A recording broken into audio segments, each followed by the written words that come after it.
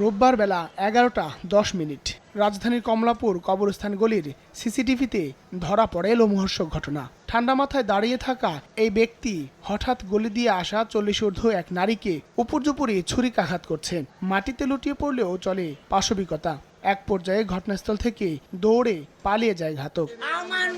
খবর পেয়ে স্বজনরা ছুটে এসে মুমূর্ষু অবস্থায় হাসপাতালে নেয়ার পথেই মৃত্যু হয় 2 সন্তানের জননী আয়েশা খানম মনির। ঘাতক মাসুদ হাওলাদার নিহত নারীর দেবর। মাসুদ ভাই যে মাথার সমস্যা ছিল আর কি, ঠিক আছে, এটা নন টাইপের ছিল।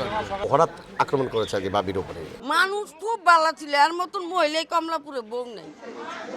এলাকাবাসী জানান, এর আগেও মাসুদ হাওলাদার বেশ কয়েকজনকে কুপিয়ে আহত করেন। মানসিক সমস্যা দেখিয়ে সেসব ঘটনায় পার পেয়ে যান তিনি। মাস 6 আগে এরকম একজন তারা সালাম দিছে, এক কথা দুই কথা তার সাথে মনে করেন লেগে ঝগড়া